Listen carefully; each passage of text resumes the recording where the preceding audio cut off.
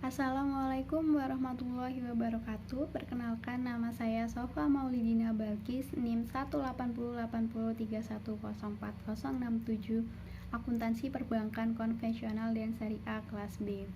Di sini saya akan menjelaskan beberapa hal tentang laporan keuangan PT Permata Tbk sebagai tugas pengganti ujian tengah semester. Nah, sebelumnya saya akan menjelaskan sedikit tentang Bank Permata ini. Bank Permata ini merupakan salah satu bank berbentuk perseroan dan merupakan salah satu bank swasta nasional yang ada di Indonesia yang sudah terdaftar dan diawasi oleh Otoritas Jasa Keuangan serta sudah diawasi dan serta terdaftar di Bursa Efek Indonesia. Nah, untuk jasa yang diberikan oleh Bank Permata ini ada beberapa macam. Salah satunya adalah jasa simpan pinjam, jasa transfer. Dan menariknya lagi, di sini saya menemukan bahwa pada layanan PT Bank Permata Tbk ini ada layanan letter of credit, di mana biasanya letter of credit ini hanya bank-bank terdiri yang sudah besar seperti Bank BUMN.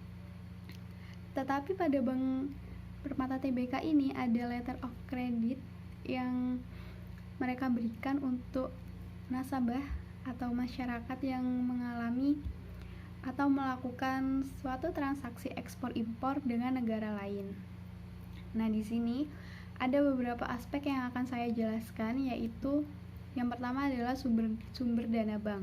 Nah, sumber dana bank ini merupakan sumber dana yang dimiliki oleh Bank Permata Tbk, di mana sumber dana ini bisa berasal dari Bank Permata ini sendiri dan juga bisa berasal dari pihak ketiga atau pihak lainnya. Yang selanjutnya adalah jasa-jasa yang diberikan Bank Permata. Nah, jasa-jasa yang diberikan Bank Permata ini merupakan salah satu yang sudah saya sebutkan tadi, berupa simpan pinjam, transfer, dan juga LC. Yang selanjutnya adalah pinjaman yang diberikan. Nah, pinjaman yang diberikan ini merupakan suatu layanan Bank Permata kepada masyarakat atau nasabahnya untuk memberikan layanan supaya masyarakat ini merasa puas dan juga merasa bahwa PT Bank Permata ini meskipun dalam konteksnya dia masih swasta nasional, tetapi mereka juga bisa bersaing dengan bank BUMN yang lebih tinggi dari Bank Permata tentunya. Dan yang selanjutnya yang akan saya bahas adalah tentang kinerja keuangan yang akan saya bahas di bagian akhir nanti. Yang pertama adalah sumber dana bank. Nah, sumber dana bank sendiri yang dimiliki oleh Bank Tbk ini, Bank Permata, terdiri dari sumber dana dari modal sendiri, sumber dana dari pinjaman, sumber dana dari deposan atau pihak ketiga, sumber dana lainnya, dan sumber surat berharga yang diterbitkan. Nah, untuk dana dari modal sendiri itu pada Bank Permata terdiri dari modal inti, modal pelengkap, modal disetor, dan juga cadangan revaluasi aset tetap. Untuk modal intinya sendiri pada tahun 2018 di laporan keuangan tercatat sebesar 19.660 juta 660 miliar 643 juta rupiah. Nah, pada tahun 2017 sebesar 20 triliun 9 miliar 392 juta rupiah. Nah, pada pembahasan tadi terdapat penurunan pada tahun 2019 sebesar 1 triliun sekian. Untuk modal pelengkap sendiri pada tahun 2018 tercatat 2 triliun 96 miliar 825 juta rupiah. Nah, untuk tahun 2017 sebesar 2 triliun 97 miliar 641 juta rupiah. Untuk modal pelengkapnya ini juga mengalami penurunan sama dengan modal inti, tetapi penurunannya tidak terlalu banyak. Untuk modal disetornya sendiri pada tahun 2018 tercatat sebesar 17 triliun 525 juta 901 rupiah pada tahun 2017. Nah, ini tercatatnya sama, tidak mengalami penurunan atau penaikan pada modal disetor. Untuk cadangan revaluasi aset tetap tercatat pada pada tahun 2018 sebesar 1.853.060.000 rupiah, dan pada tahun 2017 sebesar 1.693.700.000 rupiah. Untuk dana dari pinjaman, yaitu pinjaman yang diterima tahun 2018 tercatat sebesar 16.971.000.000 rupiah, dan untuk tahun 2017 tercatat sebesar 30.017.100.000.000 rupiah. Nah, di sini juga mengalami penurunan untuk pinjaman yang diterima pada Bank Permata. Untuk dana dari deposan atau pihak ketiga, ini terdiri dari simpanan giro, simpanan deposito, simpanan tabungan, di mana masing-masing simpanan ini terdapat berupa rupiah dan valuta asing yang tercatat dalam laporan keuangan. Untuk simpanan giro pada tahun 2018 tercatat sebesar 28.079.920.000.000. Untuk tahun 2017 sebesar 30.034.800.000.000 rupiah. Untuk simpanan deposito pada tahun 2018 61.246.022.000 rupiah. Untuk tahun 2017 53.430.493.000.000 rupiah. Untuk simpanan tabungannya pada tahun 2018 28.289.240.100.000 rupiah. Pada tahun 2017 sebesar 27.822.715.000.000 rupiah. Nah, di sini menunjukkan pada tahun 2018 mengalami penurunan pada simpanan yang terjadi pada Bank Permata, tetapi untuk tahun 2018 simpanan deposito mengalami kenaikan. Ini menunjukkan bahwa adanya simpanan yang tidak mengalami kenaikan. Nah, dalam rupiah sendiri untuk simpanan dari bank giro, tabungan dan deposito itu sejumlah 300.680.000.000 rupiah. Untuk giro, tabungannya sebesar 25.216.700.000.000 rupiah, dan untuk deposito berjangka 52.841.723.000.000 rupiah. Nah, untuk simpanan dari bank-bank lain ini juga terdapat giro, tabungan dan deposito berjangka dengan jumlah sebesar 2.427.935.000.000 rupiah.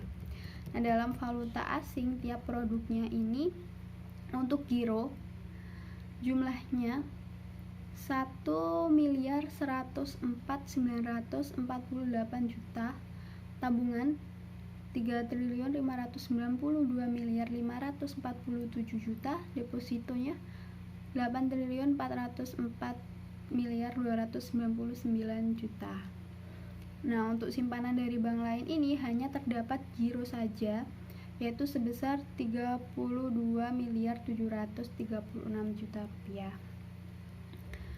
Untuk sumber dana lainnya itu berupa pajak yang dibayarkan oleh Bank Permata pada tahun 2018 tercatat 317.975.000.000 rupiah, dan untuk tahun sebelumnya tahun 2017 sebesar 202.699.000.000 rupiah.